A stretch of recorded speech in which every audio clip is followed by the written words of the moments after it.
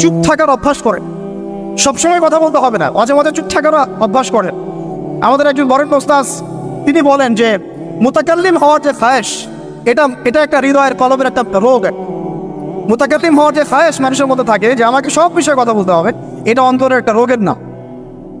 তো এটা যদি একটা ইবাদত হয় তাহলে সিরাতের সুন্নতে আসতে হবে, আমরা এগ্রিত,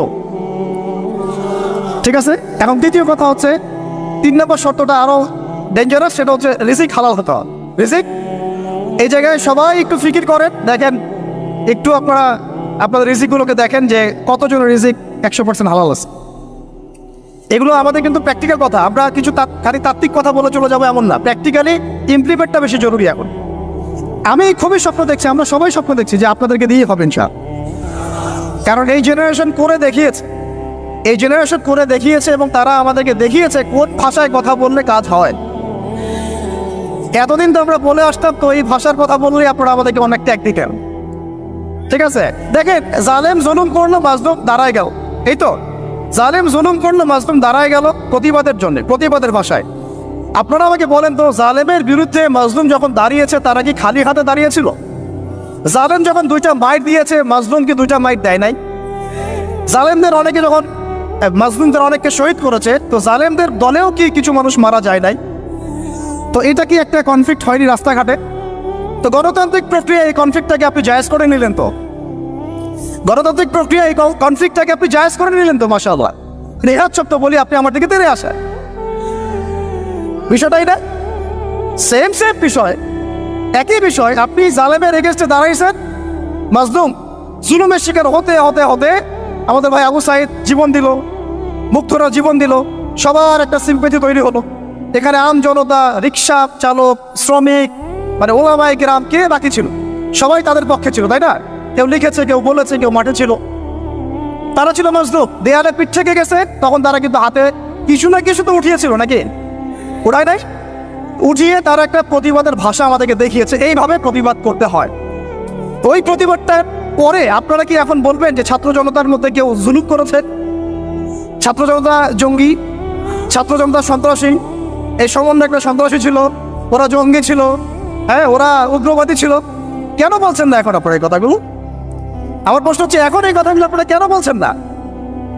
কারণ আপনারা বুঝতে পারছেন তারা ন্যায্য কাজটাই করেছে।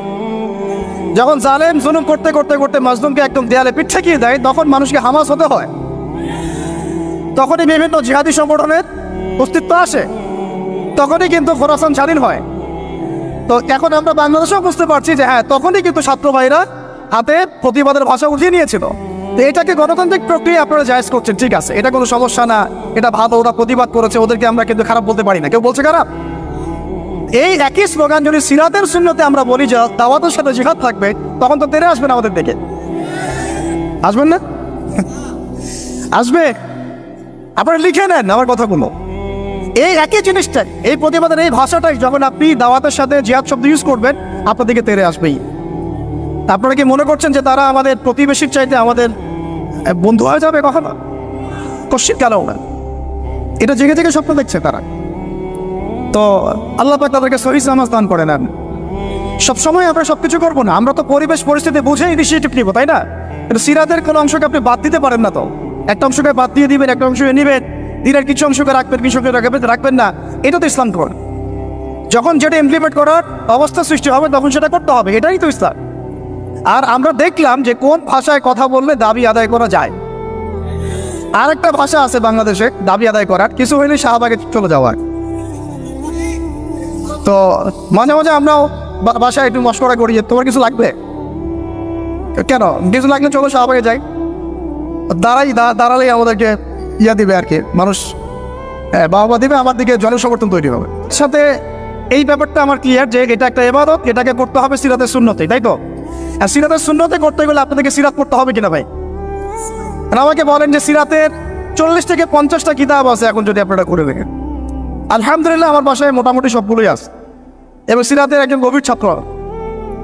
সিরাতের 10টা কিতাব কারা বলেছে? আপনি কমপক্ষে 10টা, আচ্ছা 10টা বেশি বলে ফেলছি, 5টা সিরাতের বই কারা পেয়েছে?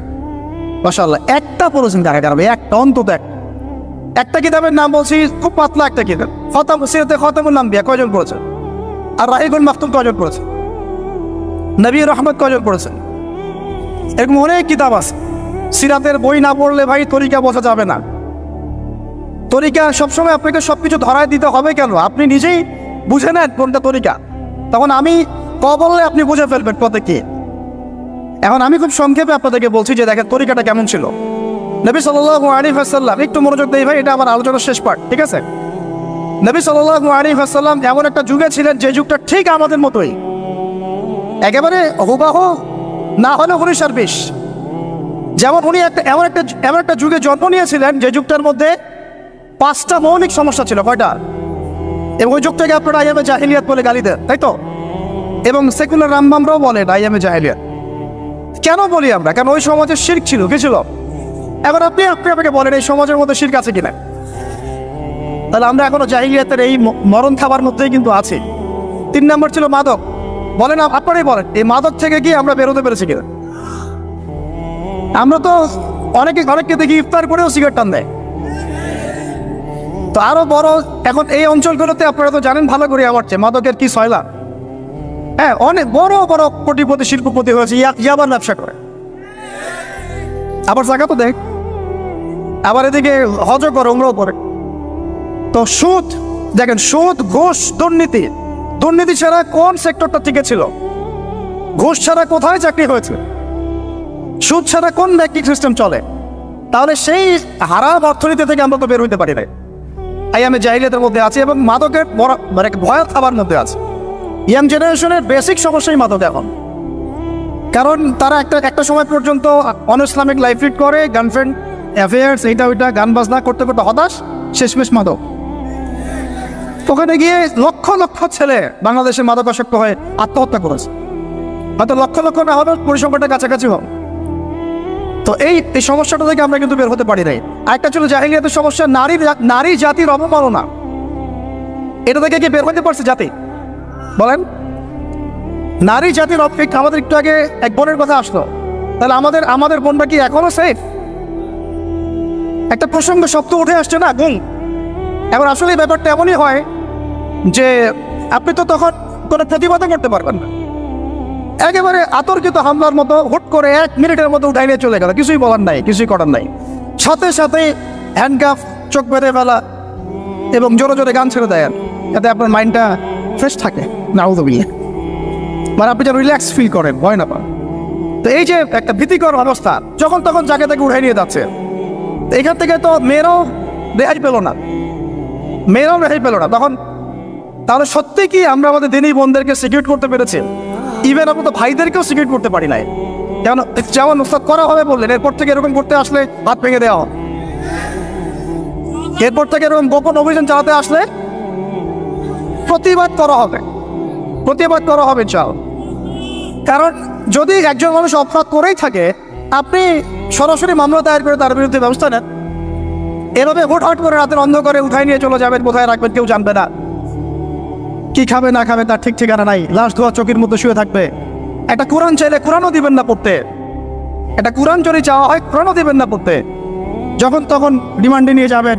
নির্যাতন তো বাদ দিলাম, কারণ আমরা বলতে চাই না, এই কারণে আমরা অনেক ভাইদের কুরবানির যে ইতিহাস শুনেছি, গল্প কারগুজারি শুনেছি, তার বিপরীতে এই বিষয়গুলো নিয়ে আমার ব্যক্তিগতভাবে কথা বলতে লজ্জা লাগে। তাদের এত বড় বড় কুরবানি আছে যে আমরা এগুলো নিয়ে কথা বলতে লজ্জা পাই। ঠিক আছে, তো এতটুকু শুধু ইঙ্গিত দেবো যে এগুলোর পিছনে যতটা না এই রাম বাপ আর নাস্তিক মুরতাদেরও দায়ী, তার চেয়ে বেশি দায়ী ছিল এক শ্রেণীর দাড়ি টুপিওয়ালা মানুষ। এতটুকু বললাম, আর কিছু বলতে চাই না। কারণ আমরা চাই কিছু আজাদ পরকালের জন্য থাক। এক কথা হচ্ছে, আমরা কিন্তু আমাদের ভাই বোনদেরকে সিকিউর করতে পারছি না। আমাদের ভাইরা এখনো ওই মাদক আর নারী জাতির অবমাননার মধ্যেই থেকে গেছেন। আর এখন বেহায়াপনা, এই আপনার জেনা, ব্যভিচার, পর্নোগ্রাফি, মেয়েদেরকে অনেকে বলেন জীবন্ত তো এখন দাফন করা হয় না। আমি বলি মেয়েদেরকে এখনো গর্ভে মেরে ফেলা হয়। মেয়েদের প্রতি এখনো সমাজ সেইভাবে সাম্য প্রদর্শন করছে না। অনেক আমাদের মতো মানুষ অনেকে মেয়ে সন্তান হলে মুখটা কালো করে ফেলছে। এগুলো তো ইসলামের শিক্ষা না। তো মেয়েদেরকে অবমাননার জায়গা থেকে বের করতে হবে।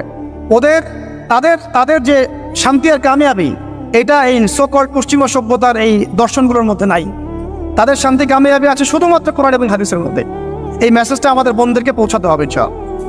এবং আমাদের বোনটা কিন্তু অনেক ইমানদার, অনেক শক্ত, যারা ইসলামের পথে ফিরে আসে না, আমরা কিছুটা দেখেছি দূর থেকে, তারা মাশাআল্লাহ অনেক শক্ত মুমিনা হয়, তার ধার কাছে হয়তো আমরা যেতে পারি না, জানেন।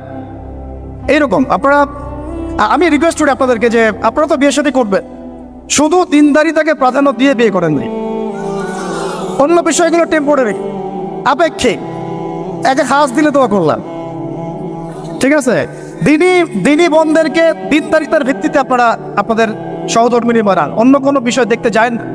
হ্যাঁ, থাকলে তো আলহামদুলিল্লাহ ভালো, কিন্তু এটা সবচেয়ে বেশি জরুরি বিষয় না। সবচেয়ে বেশি জরুরি বিষয় দিনদারিতা, পরহেজগারিতা, ঈমান। আল্লাহ পাক আপনাদেরকে সেই রকম মুমিনা নারী আপনাদের তাকদির আল্লাহ পাক নসিব করে নেয়। এরকম মুমিনা নারী পাইলে দেখবেন যে একাই সারা দেশ কাঁপায় ফেলবে। চাও ইতিহাস আছে, এগুলোর আছে তো নাকি? একটু প্রশংসা করলাম, যদি লাইভে দেখে বাসায় গিয়ে ভালো খাওয়া দাওয়া দিবে আর কি। মাঝে মাঝে তো না খেয়ে বেরোইতে হয়, ঠিক আছে। বড় মুশকিল ভাই, এখন আপনারা ঢুকে নাকি এই লাইফে, তারপরে বুঝবেন ইনশাআল্লাহ, ঠিক আছে। আল্লাহ পাক আপনাদের সবার যেন একটা সালামতির জিন্দেগি দান করে। কিন্তু নারীর অবমাননার ওই জাহিলিয়াত থেকে কিন্তু আমরা বের হইতে পারি না। আর একটা হচ্ছে, এটা আরো মারাত্মক, গোত্রীয় হানাহানি ছিল প্রকট আইয়ামে জাহিলিয়াত, ছিল না? গোত্রীয় হানাহানি একদম প্রকট আকারে ধারণ করা ছিল আইয়ামে জাহিলিয়াতে। আমাকে বলেন, এইটা এখনকার বিশ্বে বা দেশে কি বাদ হয়েছে কিনা? এখন এটা পলিটিক্যাল হানাহানিতে রূপ নেয় নাই, বৈশ্বিক হানাহানিতে রূপ নিছে না? তাহলে ওই যুগে, যে যুগে নবী সাল্লাল্লাহু আলাইহি ওয়াসাল্লামকে আল্লাহ পাক পাঠিয়েছেন, সেই যুগে যে জাহিলিয়াতগুলো ছিল, এখন গ্লোবাল পার্সপেক্টিভে এই জাহিলিয়াতগুলো এখনো আছে, বরং তার চেয়ে আরো বড় মাত্রায় আছে। তখন সুদ ছিল একটা নির্দিষ্ট জায়গায়, এখন ওয়ার্ল্ড ওয়াইড। তখন আপনার জেনা ছিল একটা নির্দিষ্ট জায়গায়, নির্দিষ্ট পরিসরে, এখন পর্নোগ্রাফি দিয়ে একেবারে ফোনে ফোনে। এই ফোনের ওজন কম, কিন্তু কিয়ামতের মাঠে এর ওজন বোঝানো খুব কঠিন হবে। এই ফোনের ওজনটা কম, কিন্তু কিয়ামতের মাঠে এই ফোনের গুনাহের জবাব দেওয়ার যে বিচার, এটা অনেক কঠিন হবে। আল্লাহ পাক আমাদেরকে তাকওয়া অবলম্বন করার তৌফিক দান করে। বিনা প্রয়োজনে ইউজ করবেন, আপনার যতটুকু প্রয়োজন এতটুকু। এখন এই জাহেলিয়াতের সমাজে আল্লাহ পাক এমন একজন মহামানবকে পাঠালেন, একটু কনসেন্ট্রেট করেন, এমন একজন মহামানবকে আল্লাহ পাক এই জাহেলিয়াতের সমাজে পাঠালেন, আইয়ামে জাহেলিয়াতে, মানে আবু জেহেলের যুগে, যিনি মাত্র 23 বছরের ব্যবধানে, কত বছর? মাত্র 23টা বছর দিন রাত অক্লান্ত পরিশ্রম করে ওই জাহেলিয়াতে পূর্ণ সমাজটাকে একেবারে পুরা ইউটার্ন করে একটা আলোকিত সমাজে প্রতিষ্ঠা করে দিয়ে চলে গেলেন। সুবহানাল্লাহ, কত বছর? তিনি কি প্রথমে একা ছিলেন না দুইজন ছিলেন বলেন? আল্লাহ আছেন তার সাথে, ওহী আসছে, এবং তিনি কিন্তু একজন দিয়ে দাওয়াত শুরু করেছেন। তিনি মানে হেরা গুহায় কি করতেন? নবী সাল্লাল্লাহু আলাইহি ওয়াসাল্লাম হেরা গুহায় চিন্তা করতেন কিভাবে এই জাহিলিয়াতে পূর্ণ সমাজটাকে পরিবর্তন করা যায়। আল্লাহকে ডাকতেন, আল্লাহ পথ দেখাও। তিনি তো নবী, আগে থেকেই নবী। তখন আল্লাহ রাব্বুল আলামিন তার কাছে ওহী করলেন। প্রথম ওহীটাই কি আপনারা বলেন? সূরা আলাকের প্রথম 5টা আয়াত, তাই না? এখানে প্রথম শব্দটা কি? পড়ুন। এই যে পড়তে বলা হয়েছে, আপনাদেরকে পড়তে হবে।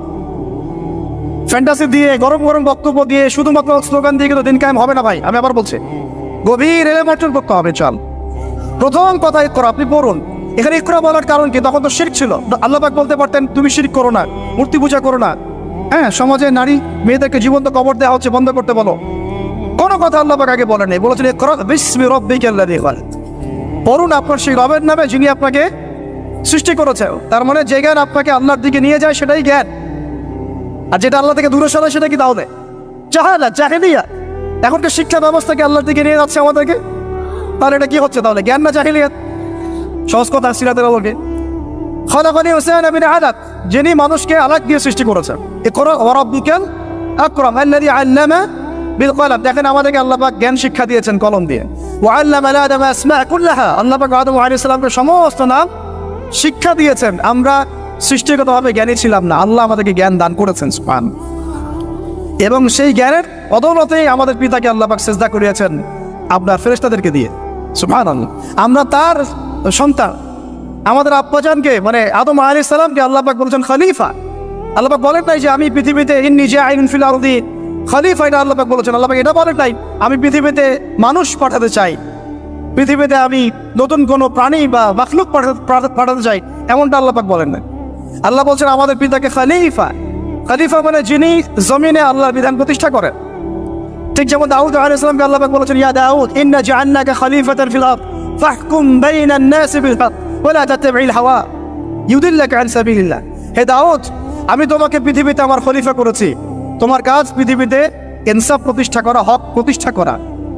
হকের মানদণ্ড কি? আল্লাহ পাকের ওহী, আল্লাহর ওহী দিয়ে তুমি মানুষের মাঝে বিচার ফয়সালা করবা, এটাই হলো হক প্রতিষ্ঠা করা। যদি না করো, প্রবৃত্তির তাড়না অনুসরণ করো, মানে মানব রচিত বিধান অনুসরণ করো, তাহলে ইউদিল্লাকা আন সাবিলিল্লাহ, আল্লাহর রাস্তা থেকে এটা তোমাকে সরাই নিয়ে যাও। বলেন না, আমরা এখন খলিফা শব্দটাই ভুলে গেছি, আর খলিফা থেকে যে খিলাফা আসছে এই শব্দ বলতেও ভয় পাচ্ছে। বাংলাদেশের ইয়াং জেনারেশন এখন যারা মানে ইসলাম প্র্যাকটিস করছে, তাদের অনেকেও নামাজ, রোজা, হজ, জাকাত এই শব্দগুলোকে যেভাবে রিসিভ করেন, শরিয়া, ইমারা, খিলাফা রিসিভ করতে পারেন। কারণ এর ব্যর্থতার দায় আমাকে নিজের উপর নিতে হবে। কারণ আমি হয়তো বিগত 5 বছরে তাকে এই শব্দগুলো শোনাতে পারি নাই।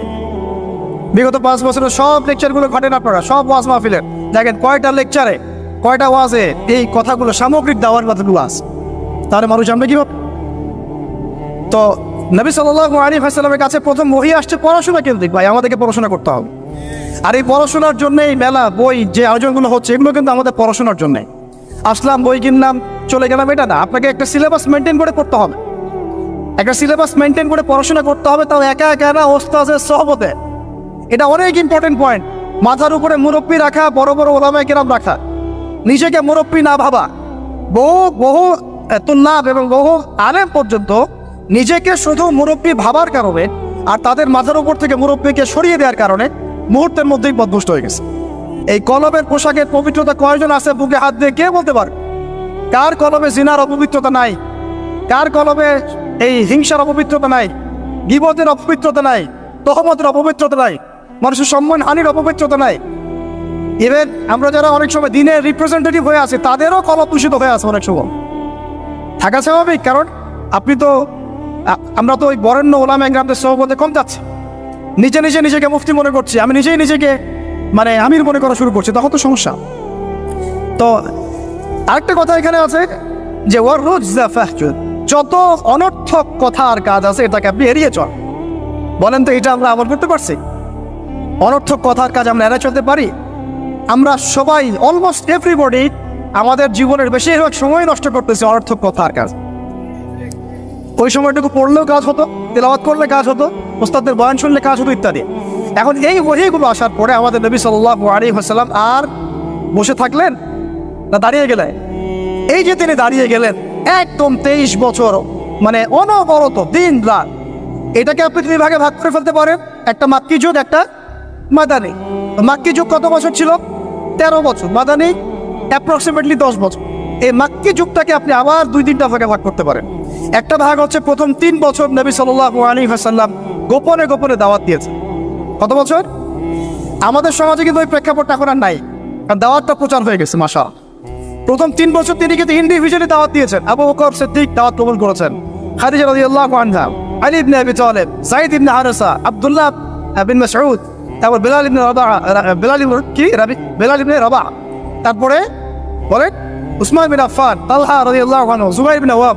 এই যে বরেণ্য সাহাবায়ে কেরাম যারা বদর, উহুদ, খন্দক কাঁপিয়ে দিয়েছেন পরে, তারা ইসলাম কবুল করেছেন কখন? এই প্রথম 3-4 বছর। তাহলে আমাদেরকে কিন্তু মানুষ তৈরি করতে হবে। সিরাতের শিক্ষা কি? মানুষ তৈরি করতে হবে। এবং এই দাওয়াতটা কি মুসলিম সমাজে হচ্ছিল না অমুসলিম সমাজে হচ্ছিল? বলেন।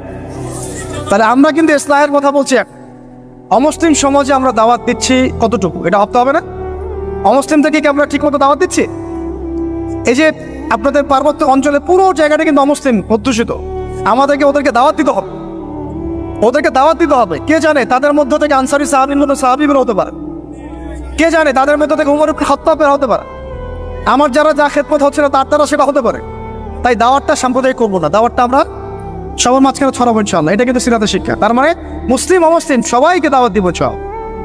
আল্লাহ পাক তৌফিক দান করেন, যোগ্যতা দান করেন। আমি এই দাওয়াত চলতে লাগলো প্রথম 3 বছর। 4র্থ বছর থেকে প্রকাশ্যে দাওয়াত শুরু হলো, যখন ওমর, হামজা এরকম কিছু সাহাবী আস্তে আস্তে ইসলাম কবুল করতে লাগলেন। মানে তখন মিছিল শুরু হচ্ছে, মিছিল। ওমর রাদিয়াল্লাহু আনহুর কথা একদম মানে স্পষ্ট যে ইয়া রাসূলুল্লাহ সাল্লাল্লাহু আলাইহি ওয়াসাল্লাম, আলাসনা আলাল হক, আমরা কি হকের উপরে নাই? আলাইসু আলাল বাতিল, তারা কি বাতিলের উপরে নাই? তাহলে আমরা কেন এখন ঘরের ভিতরে নামাজ পড়বো? চলেন আমরা কাবা ঘরে গিয়ে নামাজ পড়বো। ব্যাস মিছিল করতে করতে কাবা ঘরে যাওয়া হবো, নামাজ পড়া হবে। সুবহানাল্লাহ। ওই উপর থেকে আপনারা হজ উমরা যারা করেছেন হয়তো দেখছেন, আবু জেহেলের বাড়ি বলে একটা জায়গায় কি আর কি, তাই না? ওই টয়লেট বানানোটা আসলে কতটুকু সহি আমি জানি না। ওইখানে পিছনে কিছু পাহাড় আছে, পাহাড়গুলোর উপরে উঠে তখন ওই মোশরিকটা দেখছিল, আর আবু জেহেল ওই মিছিলে আক্রমণ করার চেষ্টা করেছে, কিন্তু উতবা বিন রাবিয়া আসিয়া বলেছিল ভুলেও এই মিছিলে আক্রমণ করো না, ওখানে দেখো দুইজন বীর সেনা আছে, ওই যে হামজা ওই ওমর, গেলে একই পিছিয়ে ফেলাই দিবে। তো এখন আমরা চাই আমাদের ভাইদের মধ্যে হামজা আর ওমর উঠে আসুক, তখন আরো প্রকাশ্যে কথা হবে। চাও এটা একটা মানে স্ট্র্যাটেজি আর কি। যখন আপনার কাছে মানে শক্তিশালী কিছু মানুষ থাকবে তখন কিন্তু দাওয়াতটাও আরো বড় পরিসরে হয়, স্বাভাবিক। এই জন্য আমরা আমাদের সরকার হোক, প্রশাসন হোক, আমাদের অমুসলিম ভাইরা হোক, ইভেন আপনারা যারা আছেন আমাদের দিনী ভাইরা, সবাইকে আমভাবে দাওয়াত দেবো যে আপনারা ওমর আর হামজা হয়ে যাও, ইসলামের দিকে আসেন, ওমর আর হামজা হয়ে যান ইনশাআল্লাহ। আপনারা আমাদেরকে প্রোটেক্ট করবেন। দেখেন আল্লাহ নবী সাল্লাল্লাহু আলাইহি ওয়াসাল্লামকে আমি প্রোটেক্টের কথা বলছি বাহ্যিক অর্থে, প্রোটেকশন তো আল্লাহ পাক দেন।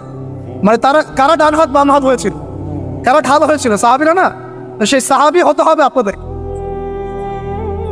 আমাদের ওস্তাদ বলেন, অন্য অনেক ওস্তাদ অনেক কথা বলছে, অনেক কাজ করছেন, আর আমাকে বলেন তাদের অবর্তমানে তাদের জায়গা যখন আপনি করতে পারবেন কিনা, ওই যোগ্যতাটাকে আমরা অর্জন করছি কিনা, এটা আমাদেরকে ভাবতে হবে। আমাদেরকে অনেক ক্রিয়েটিভ চিন্তা করতে হবে যে আমাদের ওস্তাদরা যে কাজগুলো করছেন তাদের অবর্তমানে আমরা সেই লেগেসি বজায় রাখতে পারবো কি পারবো আদৌ, সেই জেনারেশন তৈরি হচ্ছে কিনা, গ্যাপ হয়ে যাচ্ছে কিনা আবার কোনো, এবং তারা যেভাবে দিনের জন্য কাজ করছেন তাদের জান মান ইজ্জত পরিবার এগুলো দেখভাল করার দায়িত্ব আমাদের আছে কি নাই বলেন? এটাই ভাই, আমি নিজের কথা বলি যে আমাদের কাছে একসময় বাজার করার টাকাও ছিল না, এমন একটা সময় গিয়েছে, এবং কাউকে আমরা বলতেও পারছিলাম না যে আমাদের টাকার দরকার। কিছু ভাই কিছু অর্থ সহায়তা করেছিলেন ওই বিপদগ্রস্ত মুহূর্তগুলোতে, তো সেটা আবার মাঝখান থেকে থার্ড পার্টি মেরে খেয়ে ফেলছে। এখন আমি একটা কথা বলি, আমরা দাওয়াতের কাজ করব, আমরা শরিয়ার প্রতিষ্ঠার চেষ্টা করব, ঠিক আছে, ওলামা ইকরামরা করবেন, আপনাদের ঊর্ধ্বতন নেতা যারা তারা করবেন, কিন্তু তাদের জান, তাদের মাল, তাদের পরিবার, তাদের আহাল, তাদের ভরণ পোষণ, এই বিষয়গুলো দেখার দায়িত্ব কি আমাদের নাই আদৌ? আমরা কি হামজা ওমর আবু বকর হতে পারছি কিনা, এটা আমাদেরকে মাথা রাখতে হবে। এটা আমরা যেন হই, আল্লাহ পাক তৌফিক দান করেন। এবার এই সাহাবীদেরকে নিয়ে নবী সাল্লাল্লাহু আলাইহি ওয়াসাল্লাম দাওয়াত আরো বেগবান করলেন। এবার দাওয়াত যত বেগবান হলো, আবু জেহেল আবু লাহাবের নির্যাতন তত বাড়তে লাগে। ঠিক তো কথা? অনেক সাহাবী চোখের সামনে শহীদ হলেন, নবী সাল্লাল্লাহু আলাইহি ওয়াসাল্লাম তখন কিছু বললেন না, মানে অস্ত্র হাতে নিলেন, কিছু বললেন না, অর্থ বোঝাচ্ছে যে তিনি অস্ত্র হাতে নিলেন না, মক্কার কথা বলছেন। তিনি বললেন সবর করতে। অনেক সাহাবী বললেন যে ইয়া রাসূলুল্লাহ, সবর করতে করতে আমরা তো মানে অতিষ্ঠ হয়ে যাচ্ছে, আপনি আল্লাহর কাছে বদদোয়া করেন আল্লাহ যেন তাদেরকে ধ্বংস করে দেন। নবীজি বললেন না, এক সময় আসবে যে পুরা এই হীরা নগরী, পারস্য, রোমক এগুলো সব আমরা জয় করবো, কিন্তু তোমরা কিন্তু তাড়াহুড়া করছো। সবর করলেন। আবু জাহেল সুমাইয়া রাদিয়াল্লাহু আনহাকে বর্ষা নিক্ষেপ করে হত্যা করে নাই? ইয়াসির রাদিয়াল্লাহু আনহুকে হত্যা করে নাই? এরকম অনেক বেলাল রাদিয়াল্লাহু আনহুকে একদম তপ্ত বালুতে পিটানো হয় নাই? অনেক ঘটনা ঘটেছে। তখন কিন্তু আমরা ওই অ্যাপ্রোচ নিতে পারি নাই, বা ওই আদেশটা আমাদের আল্লাহর পক্ষ থেকে আসে নাই যে আমরা ওদের সাথে ওই ভাষায় কথা বলবো যে ভাষা ওরা কথা বলছে। তখন ভাষাটা ছিল ধৈর্যের। এখন এমনকি নবী সাল্লাল্লাহু আলাইহি ওয়াসাল্লাম বললেন তোমরা এখন আবিসিনিয়াতে চলে যাও। আবিসিনিয়াতে একজন কি আছে, একজন খ্রিস্টান শাসক আছে, যার রাজ্যে কেউ জুলুমের শিকার হয় না। সুবহানাল্লাহ। দেখেন, একজন খ্রিস্টান শাসক সম্পর্কে নবী সাল্লাল্লাহু আলাইহি ওয়াসাল্লাম মন্তব্য করলেন তার রাজ্যে কেউ জুলুমের শিকার হয় না। এখন পুরো মুসলিম বিশ্বের মুসলিম শাসকদেরকে খুঁজে পাওয়া দুষ্কর যাদের রাজ্যে কেউ জুলুমের শিকার হয় না। ওখানে মুসলিমরা গিয়ে থাকতে লাগলেন দীর্ঘ সময়। তারপরে দেখেন আমাদের নবী সাল্লাল্লাহু আলাইহি ওয়াসাল্লাম দাওয়াতের কাজ বেগবান করলেন। এবার 3 বছর বয়কটের জীবনযাপন। সিরাত পড়েছেন না আপনারা? 3 বছর বয়কট মানে কি? ওই এক প্রকার কারাগার, এটা একটা উন্মুক্ত কারাগার ছিল। শিয়ারে আবু তালেব বলে, শিয়ারে আবু তালেব মানে ওখানে না আছে খাবার না পানি, গাছের ছাল পাতা খেয়ে সাহাবীরা 3 বছর থেকেছে। সুবহানাল্লাহ, 3টা বছর। তখন দেখেন কিছু অমুসলিম মানুষ আমাদেরকে হেল্প করেছেন, যেমন আবু তালেব, তিনি কিন্তু তখন মুসলিম হন নাই, কিন্তু হেল্প করেছেন আমাদের। এত হেল্প করেছেন যেটা হয়তো আপনি কেউ করতে পারেনি ইসলামকে। চাচা আবু তালেব মুসলিম না হয়ে ইসলামকে যে পরিমাণ হেল্প করেছেন, সহযোগিতা করেছেন, নিরাপত্তার চেষ্টা করেছেন, ওটা কিন্তু আমরাও করতে পারি না শেষ পর্যন্ত। তারপরেও তিনি জান্নাতে যেতে পারছেন না। সুবহানাল্লাহ। কেন? কেন বলেন? শুধুমাত্র শেষ পর্যন্ত কালিমা না পড়া। তাহলে আমরা কি একটু কৃতজ্ঞ হব না যে আল্লাহ পাক আমাদেরকে মুসলিম পরিবারে আমাদেরকে জিজ্ঞাসা না করেই জন্ম দিয়েছেন? একটু ভাবতে হবে এগুলো ভাই। আত্মসমালোচনা খুব জরুরি জিনিস। যখন এগুলো আপনার ভিতরে চলে আসবে, কাজের কথা আপনাকে বলতে হবে না, আপনি নিজেই ছুটবেন ইনশাআল্লাহ। তো দেখুন, চাচা আবু তালেবের মতো অনেক মানুষ আমাদের দরকার, এটা কিন্তু ইঙ্গিত এসেছে লেকচারের মধ্যে, এর আগে ওস্তাদ বলেছেন। তো আমাদেরকে এ ধরনের মানুষদেরকেও দাওয়াত দিতে হবে। কে জানে যে ভিতরে ভিতরে অনেক আবু তালেব অলরেডি আছে, আমাদেরকে হেল্প করতে চায়, থাকতে পারে না? দাওয়াত বেগবান করতে হবে, সর্বমহলে দাওয়াত। আল্লাহ পাক বোঝার তৌফিক দান করেন। আপনারা তো দিন কায়েম করতে চান, তাই না? কার হাতে বায়াত করেছেন? হ্যাঁ, মুরব্বী কে আপনার? প্রশ্ন আছে অনেক। জামাআত মারার কথা বলছি না আমরা? এখানে অনেক চিহ্ন আছে। এখানে আমি এটা ফিকহি মাসালা যেটা যাচ্ছি না, যেটা কতটুকু জায়েজ না জায়েজ বা ফরজ ওয়াজিব সুন্নাত মুস্তাহাব, এটা না। দেখেন, আমরা দাড়ি কেউ কেটে ফেলি না, এটি হ্যাঁ। আমরা কি দস্তরখানা ছাড়া খাওয়া দাওয়া করি? কেউ করি না, কিন্তু মেসওয়াক সবাই করি। তো এখন আপনি এত এত গুরুত্বের সাথে মেসওয়াক করেন কেন? এত গুরুত্বের সাথে আপনি সুন্নাহগুলো রাখেন কেন? দস্তরখানার ব্যাপারে এত আপনি কেন গুরুত্ব দেন কেন? কারণ প্রত্যেকটা সুন্নাহ আপনি আমল করতে চান, তাই না? দেখেন, কোন সাহাবী নবী সাল্লাল্লাহু আলাইহি ওয়াসাল্লামের হাতে বায়াত ছাড়া দিন কবুলও করেন নাই, কোনো সারিয়াও বায়াত ছাড়া হয় নাই, কোনো জিহাদও বায়াত ছাড়া হয় নাই, এবং ইমানও ছাড়া রাষ্ট্র হয় না। অনেক ব্যাপার আছে, এগুলো আপনাদেরকে আস্তে আস্তে বুঝতে হবে। আমি জানি এগুলো একটু মানে টার্ম বলে একটু কঠিন, আস্তে আস্তে আপনারা এগুলো বুঝবেন ইনশাআল্লাহ তাআলা। আল্লাহ পাক আপনাদেরকে বোঝার তৌফিক দান করুন। দেখেন, ওই বিষয়টা না থাকলে, আল্লাহকে সাক্ষী রেখে যখন সাহাবীরা নবী সাল্লাল্লাহু আলাইহি ওয়াসাল্লামের হাতে হাত রেখে বায়াত করেছেন যে আপনি মদিনায় আসেন, আমরা যেভাবে আমাদের স্ত্রী সন্তানদেরকে নিরাপত্তা দেই, আপনাকেও দিব, আপনার সাহাবীদেরকেও দিব। তারপরে নবীজি বলেছেন যে যদি তোমরা না পারো তাহলে আগেই বলে দাও, ঠিক আছে? এটা যদি না পারো আগেই বলে দাও। তারা বলেছেন যে আমরা আমাদের জান মাল দিয়ে আপনাকে এইভাবে প্রোটেকশন দিব, যেভাবে আমরা আমাদের স্ত্রী সন্তানদেরকে প্রোটেকশন দিয়ে থাকি, নিরাপত্তা দিয়ে থাকি। শুধু একটা প্রশ্ন তারা করেছিলেন যে ফামালানা ইযা ফাআলনা যালিকা ইয়া রাসূলুল্লাহ, আমরা যদি এই কাজটা করি, আপনাকে এইভাবে আপনি হিজরত করে আসেন, সাহাবীরা হিজরত করে আসে, তাদেরকে নিরাপত্তা দেই, তাহলে আমরা কি পাবো? আমরা, নবীজি বলেছেন আল জান্নাহ, তোমরা জান্নাত পাবে। তাহলে এটার উদ্দেশ্যটাও বোঝেন। দুনিয়াবি কোনো শর্ত তাদের ছিল না, দুনিয়াবি কোনো শর্ত তাদের ছিল না। এমনকি মক্কা বিজয়ের পরেও যখন ওই যে হুনাইনের যুদ্ধ হলো, তখন কিছু গনিমত নবী সাল্লাল্লাহু আলাইহি ওয়াসাল্লাম বেশি বেশি দিচ্ছেন নতুন ইসলাম কবুলকারীদেরকে। আনসারী সাহাবীরা একটু চুপচাপ। তো নবীজি গিয়ে বলছেন, হ্যাঁ আমার আনসারী সাহাবীরা, তোমরা কি মনে কষ্ট পেয়েছো? আরে আমি তোমাদের, তোমরা আমার। তোমরা মনে কষ্ট পাচ্ছ কেন? আমি তোমাদের, তোমরা আমার। তারপরে তাদের সব কষ্ট দূর হয়ে গেল। দেখেন, তারা কিন্তু এই জান্নাতের তখনই ওই আয়াত নাযিল হয়েছে, ইন্নাল্লাহা আশতারা মিনাল মুমিনিনা আনফুসাহুম ওয়া আমওয়ালাহুম বিআন্না লাহুমুল জান্নাহ। এই যে আয়াতগুলো, তখন কিন্তু এগুলো সারা নজুল আছে। তো এখন এরপরে নবী সাল্লাল্লাহু আলাইহি ওয়াসাল্লাম চলে গেলেন মদিনায়। প্রিয় ভাইরা, এবার বুঝেন, এখন আমরা আর দুর্বল নাই। মদিনায় সব সাহাবীরা একসাথে চলে গেলেন, এক জায়গায় সবাই থাকলাম। তার মানে আমার একটা ভৌগোলিক জায়গা দরকার। কি দরকার? এটা আল্লাহ পাক আমাদেরকে বাংলার জমিন দিয়েছেন, ঠিক আছে? আমরা তো বাংলার জমিনে আছি, বাইরে চিন্তা করার সুযোগ আমাদের এখন হচ্ছে না।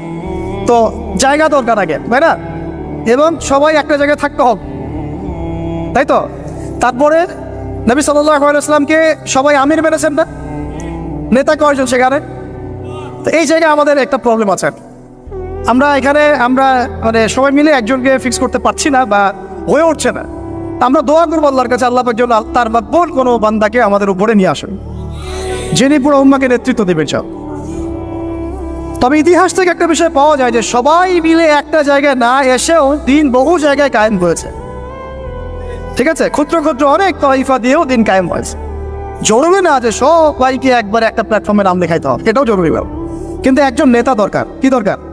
একজন নেতা দরকার, অনুসারী দরকার, আমাদের একটা জায়গা দরকার, একটা ইমারত দরকার, এবং বয়াও দরকার আছে, ঠিক আছে? আল্লাহ পাক আমাদেরকে বোঝার তৌফিক দান করেন। তারপরে এবার নবী সাল্লাল্লাহু আলাইহি ওয়াসাল্লাম হলেন সেখানকার আমির, তাই না? রাষ্ট্রপ্রধান, নবী এবং সেখানকার নেতা এবং আমিরও, সবকিছুই তিনি মদিনা সনদ করলেন। ওখানে ইহুদিরা ছিল, ওদের সাথে চুক্তি হলো ধারাগুলো আপনারা পড়ে নিয়েন, আজকে সিরাতের বই না কিনে কেউ বাড়িতে যাবেন না।